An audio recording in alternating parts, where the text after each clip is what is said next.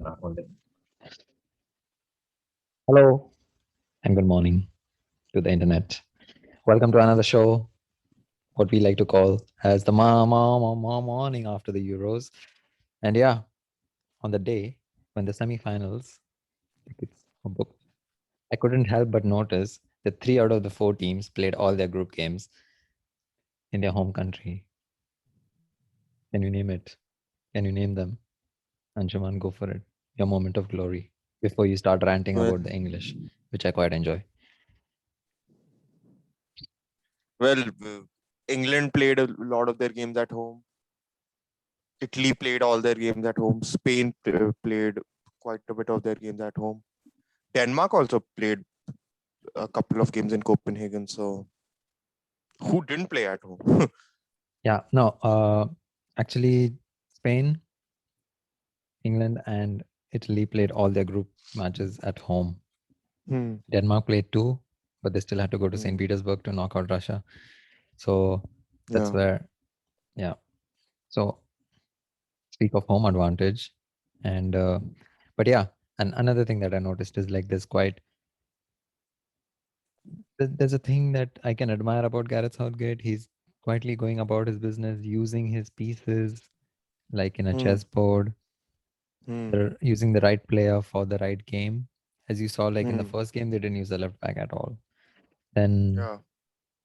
uh, a- one game, Jude Bellingham comes, he's using them. And I think, I don't know, can't help but think about it in a very funny way that once Jadon Sancho's Bundesliga quota got over, he was like, okay, hop on the bus. Now is the time for you to, I really cannot. Or maybe it also had to do with the deal taking place during the Euros, which I find it quite unprofessional. Like, where are your priorities? Like, wait for it. I mean, do it before, Like, who are you talking to? Like, in this sense? like the agency around Jadon Sancho. Well, that deal had been agreed for a year. So that part was not going to be very complicated ever. Like, Hmm.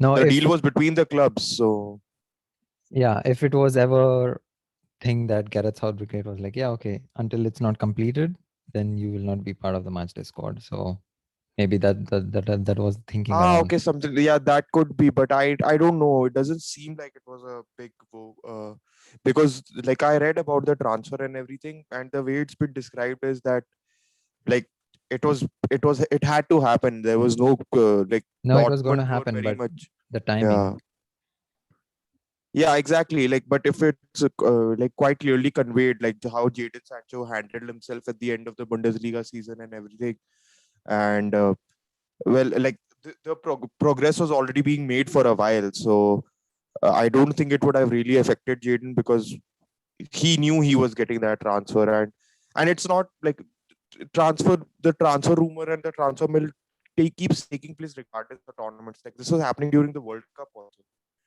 and Yeah. Well, we are not talking transfers here, but we are talking about England, yeah, and they're yeah, quietly getting about the business. I mean, of course, their country is going to overhype them, yeah. but Nothing then, about them is quiet. Let's be honest, like yeah, at no, all. Yeah. yeah, the country is overhyping them, and then the football intellect who knows that they are not that good, but they have the chance to win. It just doesn't fit Hmm. well with the football intellect people. Yeah, I get your problem. Like maybe like just saying this would help. Like the team's actually good. It's a good team, It's a but decent the team with problem is youngsters who, it's a good team. But the problem is that the people who are going to hype it up, like they prove out to be right, which is not true. Like this was not the best team in the tournament. This was not a tournament favorite team. Like like honestly, there is still a good chance they don't win because they still have 2 games to go.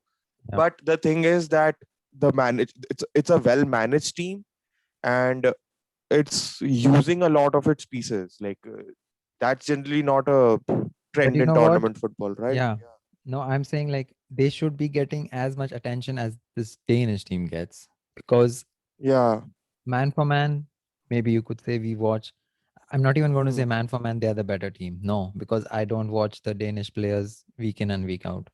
That's why Hmm. skill wise, ability wise, I don't know. You Hmm. see, like individuals from the Danish team, you see them sometimes week in and week out. So if you want to like very clearly and in a brief manner summarize it, you could say man for man, England is the better team. But if you talk about the team chemistry and if you talk about the ability in a team, I still like 7 times in a week I will go with this Denmark team, and I still feel they still have it in them to like shock this. I mean, shock the world actually, but also shock this England side. Yeah, but then those are very contradictory statements, right? Like the fact that first you were like, yeah, this Denmark team can go and beat this England team, but then now you're talking about how they would shock the world. I mean, like honestly, I think this England team is better than the Denmark team. And another thing that I think is that the management and the way this team, like the identity of this English team, the pressure that they're supposed to be handling, they've done really well with. Yeah, So true. I mean, close to that, the way. I mean, my biggest problem with the hype train is that it's to always it's very detrimental to exactly how this team works. Like they've ruined teams before this. Like there is so much hype and there is so much demand for the players that you want to play. You lose out on team chemistry. You lose out on very important factors. Like this has been England's problem for so long. Like the 2000s teams that were there, like they had to try and cram every fucking midfielder into the team, Yeah. rather than actually playing a team that makes sense. Mhm. And that is why that is one of the reasons why I don't like this hype train. Like they demand their players and they'll be like, oh, you played Sancho one game, look how they scored 4 goals. Well, they scored 4 goals because they were just much better than Ukraine. Like if Bukayo Saka was there instead of Sancho, they might have won 3-0, but they most likely still would have won. Yeah. Because they knew how to cut through this team. It's kind of like Italy in the sense, like the players, it's a squad. It doesn't matter who exactly starts. Like Jack Grealish wasn't there in this game. He did not even touch the pitch. And now I'm supposed to be like, oh yeah, Jack Grealish does nothing for this team actually. But like because they won 4-0 instead of 2-0. Like I mean, that's the inconsistency with these ideas, right? It's not the individual players who are actually making the difference. It's the system. Yeah. And at the end of the day, football is always going to be a team sport. Like Jack Grealish is not the reason England are in the semi-finals. Harry Kane is not the only reason England are in the semi-finals.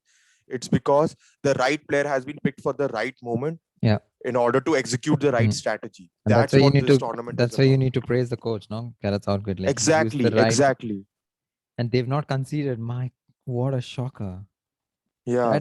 That is the biggest. Like, if they go on to win the tournament, like without conceding a goal, I'm gonna be like, kudos, hats off. Like, no matter how much there was this buzz and like all the songs and choruses singing along, we are still not. I'm not going to credit it's coming home for it actually coming home. I'm going to give credit where credit's due with the Football Association and with the staff and the players.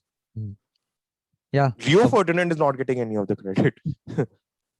A word for Ukraine. I mean, they eked out every bit of blood, soul, and heart against Sweden. So they absolutely were not. Yeah, kind of like what happened to Switzerland, right? Like they just died at the end. Like they'd given everything they had. I mean, at least like with Switzerland, they pulled it to penalties again in spite of playing 45, 43 minutes with 10 men. Okay. So yeah. But yeah, there was nothing this Ukraine team could have done. They anyways just had one chance. And with this England defense, like who's not conceded, they're on a 10-win streak now. Yeah. Something has to give in the semi-finals. Is it going to be like Spain's 13-match streak or at least 31? And then the Denmark versus England one. But yeah, let's move to the other one. Denmark was playing Czech. Were they playing yesterday? Yeah. Oh, what a game. I love watching them. Dude, you should watch them. I mean, you should watch all their games, like from the beginning, like except the first one, but like, wow. They have such transition and fluidity and charisma about them. The game stagnated in parts, though. I think, I mean, this has been the problem with most of the games we've watched. Like the players, they start losing their feet after a point. I feel. I mean, but in this game also it happened. You were the one to like clearly admit like we are playing for 2 seasons in a row, and now this is like the final Yeah. I know. lap. I'm just bringing it up again because it annoys me the fact that these guys have been put through the miller about like Yeah. they've been pushed through a season that maybe should not have happened. Hmm. Like in this way, like the workload is a bit too much, and you Yeah. can see it in the. And another weird thing, I mean, the crowd was so flat for this. Like imagine the crowds we've gotten when they've played in Copenhagen and everything. I mean, it is Like in Baku. Like that's the Baku, I thing. mean, Oh wow. Okay. Never mind. UEFA. Yeah, they are not anyway spending. You know what happened before the game, right? They're not yeah, they painting are not themselves any in like glory. they Yeah. have no loyalty to the players or the Or the fans or anyone. community. Yeah. Yeah. Yeah. They Wow. have no loyalty. Like their loyalty is to banners which have zero value to the actual Mm. like which make no difference to the world. The racism banner and the respect banner. Yeah. That's where their loyalties lie All in game for showy one. objectives which don't actually mean anything. And then you put out security to like take out the flags and the bans which yeah Yeah, they the they Danish fans are using. But yeah, let's not give them any more attention than they deserve. Yeah, preview the semifinals, man. Fuck, it's a good lineup. I mean, it's a decent lineup. It's not like no, these are good solid yeah, good four solid teams. teams. Like we've And if you got go to see, yeah. I was checking the stats for the expected goals. These are the 4 teams from the quarterfinals who have like the most expected goals. Like Spain is still creating, but Jesus Christ, they can't be scoring. They just can't score. Imagine they were spoiled for riches at Yeah, one point, and now they don't have a striker at all. But yeah, is it just a striker issue? I think it's a multitude of issues. I think Luis Enrique has a part to play in this, and I mean there's a lack of dimensionality to this Spain team. Like I don't like watching them at all. I mean they are the worst representation of tiki taka which you can they have. are. I mean, they are the exact opposite of what you knew of Luis Enrique side back in 15. Oof, Yeah, so exactly, much to right? be desired. No, my God, wow. Yeah. Absolutely, you're right. Yeah, because that 2015 Barcelona team, like they were explosive Of and they course, you were so have. quick in Yeah, you transition. had the team. You had the team. Like you had the best three in your top three. I mean, we're not saying that okay, these top three are nowhere near to them. But yeah, there Yeah. should be some But cohesion. these guys can execute somewhat like no, I'm not. My problem is not the style of play itself. I mean, this problem is that the determination to stick to one style of play and not having different weapons in your Yeah, offense yeah, is the yeah, problem that I have. Like I honestly don't think that like Chiellini and Bonucci would be laughing if this is how Spain play against them. yeah, yeah. Like they'll be like, yeah, we know exactly where to be. We've been in this business longer than any of the guys on the other side have. Like Sergio Busquets might be the only one who can rival their career length, Yeah, yeah. and Hmm. like they've played these kinds of teams so many times with they'll just hold the ball Yeah, and Italy know how to create chances. Like the fact that they keep shooting from outside, there's a purpose to it because it gives you an opportunity and it gives you a weapon. Like it makes the opposition respect that particular thing that you do, mm, and that gives you versatility and gives you options, which is something that this Spain team does not have. yeah. But I mean, they could argue that their tried and tested method has worked for them so far. Now they just go up against a very, Yeah, very would good you Italy. call it that? Like, would you call it working? Because I they mean, it got worked. lucky against Croatia. Yeah, They well, got lucky against the Swiss. they Like the lived in Swiss their didn't luck. turn up for a penalty shootout. I mean, like that's the part where Spain won the Yeah, game from. Like yeah. in a, I mean, if you have to consider the law of averages, they were anyways like we're gonna have a little bit of luck in the penalty shootout, considering how they really did so badly versus Russia in the World Cup. So yeah, I was expecting them like to pull Hmm. themselves through.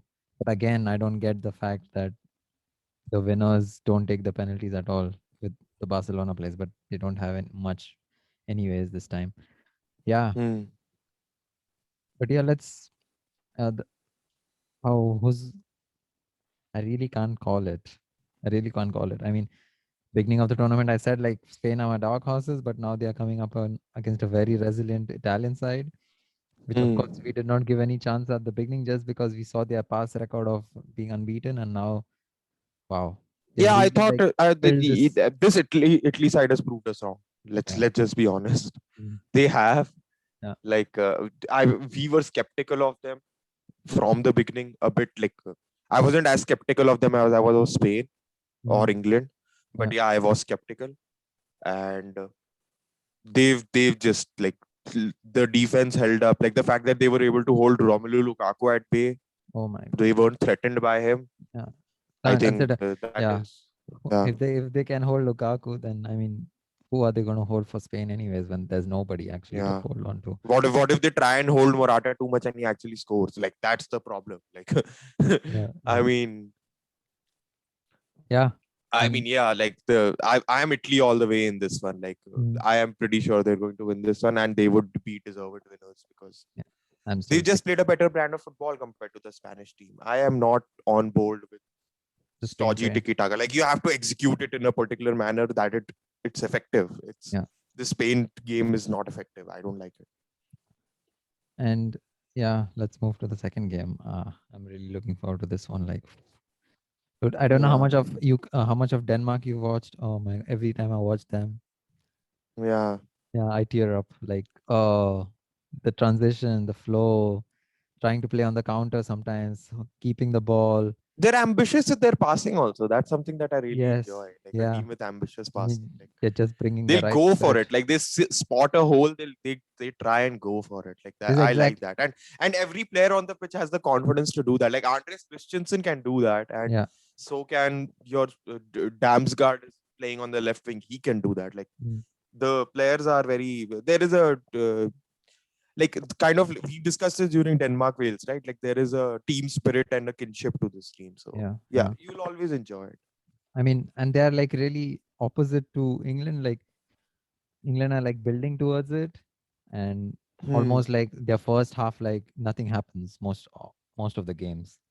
Yeah. And then like they find this one opportunity, and then they make it count. I mean, until the Ukraine game, I'm speaking, of course. Uh, Yeah, Ukraine game was going to be an outlier. They were just much better yeah, than their but opposition there. with this Danish team, they are on it from the Yeah, beginning. yeah. Like, This will not be easy. yeah, Underestimate this Denmark team at your own peril because yeah, they will play in transition and they will push England. I'm really looking forward to it in that yes, sense that like and that, England will have to defend and England won't be like it won't be an easy game for them to dictate. Like mm, Denmark will try and push and try and grab control. So that is something that this England team need to face. Like if they don't face a side that pushes them and tries to take control of the game from them, mhm, because no other team actually did that to that extent. Right? Even Germany weren't exactly they didn't create enough. Like this Denmark team will at least try. yeah, It'll yeah. I yeah mean, to be honest, there was, yeah. Let's not talk about that game, anyways. They didn't. yeah. They were done. The fuel was gone. But yeah, the Hmm. last two times England have played Denmark, they've not won. So Denmark have drawn the first, and they won the other one. So I'm really Hmm. keeping my fingers crossed, or as they say in this country, pressing my thumbs, which I find it Hmm. very awesome. Uh, yeah. Anything else to add before we are saying goodbye? And just 3 more episodes, man. Wow, this flew. This fucking Yeah, this flew, flew. didn't it? Yeah. Ooh, I can't remember the first episode. Yeah. Go on. Any last thoughts before uh Yeah, I think England are. I would still pick England to win because this particular game and mhm, Italy are my pick okay. because like that final will be awesome. Like it's like now the any four of the four teams they go through, I don't mind except for the Spanish one. But like I think it's been a good solid tournament. Yeah, People will complain about the fact that England got an easy route, but yeah, yeah, you can't. That's not in England's hands. Like that's not. yeah. They had to get a result from their group stage. They did that, and then things fell into place how they fell into place. Yeah. Like that just tournament football, isn't it? Like and yeah, please like as I've been avoiding Twitter for the past quite a while Mm. because yeah, that those three words, like actually technically four words. I mean, they'll just it's painful. It's I don't I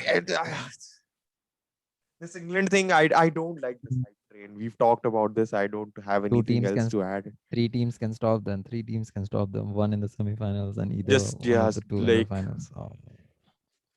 because you wouldn't hear the end of it. Dude. Like the problem with that would be like it'll transition to the Premier League and then it'll be a hype thing for years and years to come. Like people who have nothing to do with it will be like, oh dude, I told you I was right. Because like there's an atmosphere of prediction for some reason. Like everybody wants to predict things and be proven right. Like I mean, like what?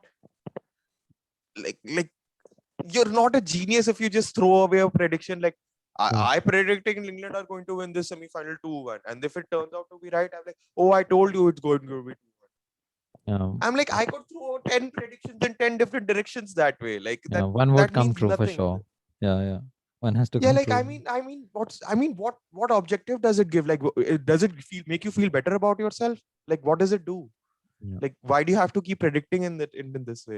Like Mm. me and you, we were just casually doing it just to see how right or wrong. We didn't care about it, right? Like And we we are just fucking threw it wrong. out. Yeah, we were wrong about it, and we were quite happy to admit that Yeah. because Yeah.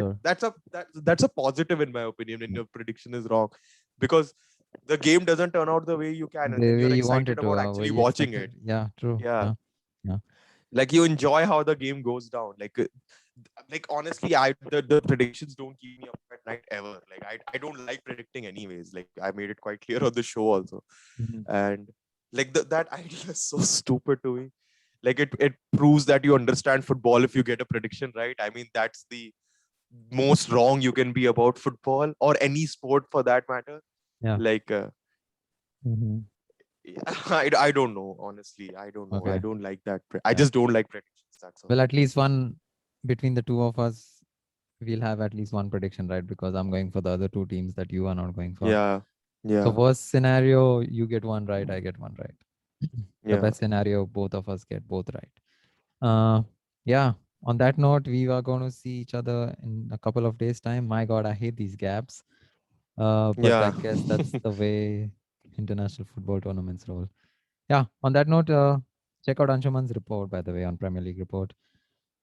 That he's writing a couple of times after the Yeah. games, and we are going to see you soon. Till then, bye.